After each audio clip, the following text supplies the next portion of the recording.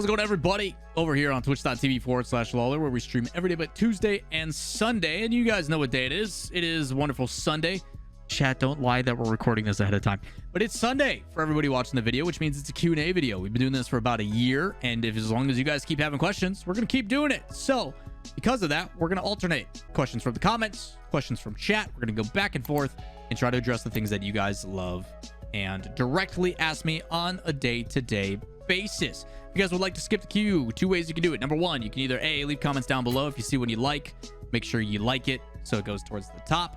And you can always come over and hang out on the stream. A lot of people are going to be asking questions. We're going to go through these. We're going to try to pick these apart and provide some in-depth answers. So with that said, let's jump straight into it. First question comes from Noah Carter. It says, hey, Lawler, quick question for next week. I was watching you cast Friday, and I feel like you make an effort to point out the things that don't get much credit on the field, as the crazy mechanics and saves and other things that happen. Just curious if that's true. Always appreciated you talking about the little things Torment does, or anyone for that matter that typically goes underappreciated. First and foremost, Noah, thanks for tuning in to the V1 broadcast. And yeah, I do try to. I've always been very, how do I want to say this? I've been a huge fan and an advocate for people who do the intangibles really well. People that have the small nuances, the game sense, the things like that, that maybe to the most go unnoticed. While Rocket League is a game that is very accessible, it's very easy to understand, it also has a very high skill ceiling, and there's actually a lot of strategy that goes into it. There is quite a bit of depth at the high level in Rocket League. So I feel like most people at a base level can understand Rocket League ball, go, and net, but it's those nuances, those small things that really separate the good from the great. And that's the stuff I do try to point out. It's something that I think I do have a pretty good understanding of the game. And if I can articulate that in a way on broadcast that while it is still a conversation and an atmosphere being created, you hopefully can learn some things along the way as well. So I appreciate that, Noah. Thank you so much. And yeah, I do try to make an effort in that. And there's a lot of others that also do this. Special shout out to JamesBot. JamesBot, when I listen to him cast every once in a while, will say things that I'm like, I was thinking that exact same thing. Awesome. So a lot of credit. Achieves is also known as one of the Giga Brains when it comes to analysis on the game. So another one to pay attention to for sure. For next year, RLCS, coming from JV Dream, says, I wonder how they are going to take changing amount of spots in Majors Worlds. For example, Emmy deserves probably 2-3 spots, I'd say, but which region be taken down? It's going to be interesting to see on how they approach it, right? Like, I do think that they're going to have to reallocate team allocation. There is also a chance that they include teams, or they even just do a wild card. They may not add additional spots or remove spots from certain teams. They've also got to figure out how they're going to bring in SSA and everything else. And they may just expand upon what is the qualification process. Those are adjustments that people who work way too dang hard are going to have to make. And I do not envy them on that situation, but there is going to be some probably pretty heavy conversation based upon how well Falcons' previous Sandrock most likely does in this upcoming spring major. If they perform well again, there's going to have to be some conversations about Mina, because the depth of that region, although Falcons is winning everything, is getting good. So if you guys didn't see my scenario video yesterday, I recommend go and check that out. Teams like Cola and stuff and everything else. There's some pretty wild stuff going on in the MENA region. Cody Haynes says, what are your thoughts on a LAN being in a normal arena, but instead of the players being in the middle, they're on the side and the floor is a top-down projection of the match, and the normal view is on a Jumbotron? I saw this on Twitter and it blew my mind. So the ability to do augmented reality has been done already in Rocket League at LANs of the past. They primarily use those projectors, though, to add graphics or things that happen when goals happen. They also will display like team logos and stuff. I'm pretty sure if you go to Vegas or maybe New Jersey, you might be able to see some of this, but there is ways that they have projected certain things. The difficulty, and the only time I've really seen this, is actually League of Legends, where they had like a cube with multiple projectors that projected like a 3D mapping of things going on. I think it's awesome.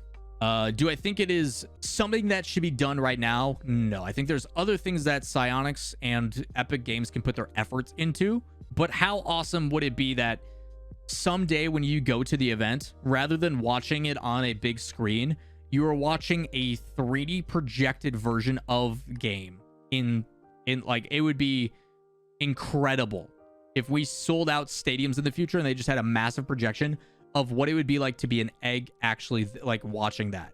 That is the future. I think it's something that in the future could possibly happen, but it's probably got a long way to go. My hope is that someday they find a way with Unreal Engine 5 to allow you to be inside the arena watching the game from the sidelines like you would otherwise. That is something that I think would be really cool. And finding a way to do that, there is potential in the future. When we're going to get there, I have no idea. But yes, it would be absolutely insane. There is some stuff with AR that they could definitely do for projection and kind of go back to that, because it has been a little bit since we've done it. But working with an API to work with like LED displays and stuff, so when goals are scored, it automatically shows things. When people get demoed, their like screen shows up. The first time that I was really witness of this was DreamHack Summer 2017 in Jönköping, Sweden. It was the Counter-Strike series between CLG and Fnatic. It was the one that was like 5 overtimes. It was a super long series. We got to watch it live. It was incredible. The API for Counter-Strike is insane. Like if you get hit with a Molotov, the person's like name that's displayed on the like panel above their like soundproof box like starts to go on fire and stuff. It's so cool seeing how the lighting system and everything is all automated. They don't need production to do it. It just happens. So more like that. More like that, hopefully in the future for Rocket League. I think there's a lot of cool things that they could do. Things to learn from other esports for sure. Good question. What do you think it'll take NRG to qualify for the Spring Major? I will be doing and this is kind of a cop-out, I apologize. On Wednesday, coming up, I will be doing an NA playoff scenario like video. It'll have timestamps. It'll tell you, hey, what team do you want? You click on that, it tells you exactly what they need to do. So I will be doing a video on Wednesday for all playoff scenarios for all teams in North America, because they've got Regional 3. That's the last regional before they go into the major. So I'll do that for both NA next Wednesday, and then the Wednesday after that, I'll do one for Europe. So don't worry, they're coming. Relating to question 5, aside from selling, do you think they could sprinkle in 1 and 2 matches into RLCS streams? I advocate the same way like I do against freestyling. I do personally feel that RLCS should be RLCS. If you do show matches and stuff, that's cool. Obviously, we're seeing all the crew battles and thing going on. What's going to be really cool. I am curious to see how, when they go to Riyadh in Saudi Arabia, how they're going to handle the crew battles for the GWB event. And that'll probably give me a different perspective on it. And that's what I'm excited to find out. But I personally believe for the RLCS should be focused primarily on your pro scene, your 3v3, what it is. You can do, obviously, show matches. You can do cool things here and there. But do they need to be the main focus? Probably not. If you do them post-produced and they're like a breakplate video, not so bad. Because I much rather watch people do fun and silly like show match stuff that's heavily edited with high production value, and watch that instead of like a 10-minute countdown timer. I think that would be cool. If you guys remember WePlay did that, where when we threw to break, sometimes it was us playing like foosball or rocket kicker or whatever they called. To me, that's more entertaining than watching a countdown timer for 15 minutes. So I think there's ways to add that entertainment in. League of Legends does a really good job of this as well. What do you think is the biggest contributor to the fact that the depth of the RLCS competition as deep as it is? It feels like there is no longer just certain teams that are permanently at the top, and the new teams can come up and perform very competitively with the teams that have been there for a while. Streltech, we actually talked about this in detail quite a bit earlier today, and the reason why is simply because the amount of competition. MENA, this is the first time in 5 years that they've actually had officially sanctioned tournaments on a regular basis to play in. Same thing for OCE, same thing for SAM, SSA, APAC. These regions, for the first time ever, are getting to compete on a regular, exact same format, exact same qualifications, with like real money on the line, and then a chance to go and compete against the best teams in the world. Even for the regions like NA and EU, in the past, they would play 11, 12 matches a season. They're now playing at potentially 9 in 3 days. What used to be a 6-month thing where they would play like 15, 20 matches, they're now playing half of that in 3 days every 2 weeks. When you are talking about the statement of competition breeds excellence, you are literally talking about teams, the best in the world, competing against each other every single week, multiple times. Yeah, you're going to see that depth develop. You're going to see these teams that, if you were I hated the concept where there was people who were talking about that we needed to go back to the RLRS. It drove me nuts. Because in the past, if you were in the RLRS, you would play other RLRS teams, and then after a full season of league play, you got one chance to play against the best in the world. And it wasn't even the best in the world. It was the 2 worst teams from the RLCS. And if you didn't qualify, that was it. And then you would go back to the drawing board for another 6 months. It was horrible. And now, if you're good enough to make top 16, immediately out of the gate, you're playing the best in the world in that region at the current time. Like, PK Knights finally qualifies because Well Ice is a monster. They play G2. And normally G2 wouldn't even scoff at that other team. They wouldn't even think twice about scrimming them or being exposed to them. And now we get that every 2 weeks. When in the past it was 6 months. Anybody who ever advocated for going back to the RLCS has no idea what they're talking about. It was so bad. And the reason why we are seeing this evolution and this growth is because they're being exposed to it. And in a real scenario, there's money on the line, there's competition. Like, it is real scenarios, not these like, oh, it's just a scrim, you know, we can goof off kind of player thing. Like, this is actual competition. It's a real experience that matters. And you're getting it, like I said, every 2 weeks. It's so fantastic. I mean, Solary, I think, is the best example. You're talking a team that was 2/3 heroic. They end up disbanding. You bring over Mike Boy from Rix.GG. That Netherlands team played an IWO together, decided to run it back, and now they're arguably like a top 5 team in Europe. That's insane. Normally, they would have had to wait like 8 months to actually even get that chance, and would have had to go through open qualifiers and hope they didn't botch it on day. Like, that's so crazy. The reason why this is happening is because the new format with the open qualifier system, it is so much better. It's a little bit oversaturated. I think there's things that, like, there's a lot of Rocket League going on, but I think fans need to realize, yo, I'm going to tune into my favorite teams and watch their matches, then I'm going to peace out. I'm not going to watch all 12 hours every single day. Like, it's just too much. So other than that, it's fantastic. It's absolutely fantastic. Georgie Porgy, cute dog. With the community update that came out, they kind of minimized what many people felt with this season. Do you think that that was to stay more reserved professional, or do they want to more brush off as many concerns about this season? So I did a video recently about like Sonics addressing the community concerns. I think it's difficult. They do have to obviously give like PC answers. They can't show all their cards about things. While they still want to address it, I don't think that they always have the solution for things. Like, they maybe still be working towards an answer behind the scenes and can't. And that's the difficulty, is usually as a developer, and from what I've heard from the guys that work there, it is better to not say an answer at all, because then people will take what you say and manipulate it and like speculate about certain things. And that's the difficulty, is like, as soon as you say something officially from that side of things, and this was part of the reason why, like, as much as it sucked when I was an RLCS commentator, there was a lot of restrictions. Like when Epic picked up Rocket League as a prime example, we couldn't say anything. We weren't allowed to say our experience about it, what we thought about it, because even though we weren't officially with Psyonix, we were technically just contracted talent. Anything we say, people would try to find anything they could out from it, or like, it was subjected to criticism left and right. And even though Psyonix wasn't the direct channel, people just associated it that way, and it was really difficult. So like, I think the difficulty for this one is the fact that they are trying to be safe, because once they say it, they can't take it back.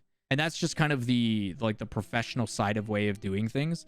But I can guarantee you, as soon as they do have an official answer and one that they're happy with, they will straight to the point be like, yo, this is how we feel about it. And if you do want a more candid approach, go follow Devin, the community manager. He put some dude on blast on the timeline recently, which was awesome. Again, you can only say so much without. It's tough. Like, they're in a really tough circumstance.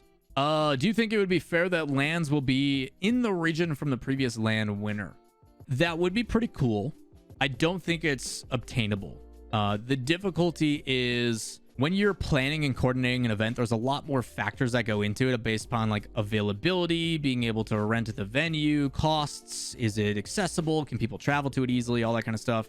And to have the decider and limitation of, well, NA won, so it's got to be in North America, etc. I just don't think it is. Plus, it's better to be open, to be like, okay, let's share. NA is pretty big. We'll do one West Coast. We'll do one East Coast. We'll also cover Europe and maybe expand upon that way. I think it's better for the scene if they just take turns going through. And there is some that are going to get biased, like West Coast, just because of where the HQ is and stuff. But again, not always the easiest thing to do. But it would be cool that like you kind of get that home field advantage if your region wins. But maybe for Worlds, yeah, maybe for Worlds. Aurelio says in chat, I kind of agree with that. Maybe like the World Championship, whoever wins Worlds, that's where like the next Worlds is going to be located. That'd be kind of cool. RIP for all NA fans, but you know, what can you do? We're going to give this last one to Commander Concord. This is the guy who also does the Jeopardy videos, the Winter Split Jeopardy video we just did. Commander Concord talks about NAU desk. Should they talk more about the minor regions? Yes, but there is a time and a place. The difficulty is, I personally believe that there should be specific broadcast teams for each region. I would love there to be an NA studio and an EU studio, and I would love to see dedicated representation for each region. So there is an OCE studio, there is an APAC studio, and like have these respective experts in each of their regions. And then every once in a while, they come together and have a conversation. I would love to see each region represented more. I do think there needs to be more people giving love to these minor regions because they are good.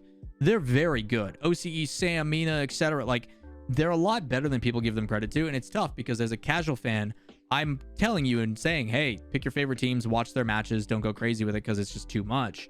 But there has to be a way to balance how much, but also with educating yourself on it. And you can't really expect that out of every viewer. But I do think that, yes, the main broadcast could probably shed a little bit more light on it. And I will tell you they will. As they get closer and closer to the main event, that is what the major is for. The major hopefully will show some representation. They'll bring in some of these casters from these other regions. Like OCE, they usually bring Yemi Cheeseman and stuff like that. And try to give some life and a little bit more emphasis into the other regions. Because for the general thing, like for the general scheme of things, like people just don't. They're not aware of it. So I do think there's a time and place for it. But hopefully they use that platform to, like you say, host. Like after their regions are done, if the other one's going on, they should immediately push that to the other ones like they used to for like, as soon as NA was done, they would push it to the Grand Series for Sam and stuff. And it helped a lot. So hopefully more of that in the future. All right, chat, that is going to do it for today's Q&A video. If you guys do have additional questions, you guys know what to do. As always, feel free to keep asking them in chat, twitch.tv/Lawler. We try to do our best to always get through as many as we can throughout the stream. Also, feel free to leave them in the comments in this video. If you leave a comment down below, if you see one you like, put it towards the top. The more like ones and the ones that I can kind of elaborate on are the ones we try to do our best to pick. So with that said, really appreciate you guys taking the time to watch these videos as well as come out. Stream viewership's been insane lately, and you guys have been hanging out. So with that said, that's going to do it for today's video. As always, if you enjoy it, give it a like, hit subscribe, turn on notifications, and we'll see you in the next one. Peace.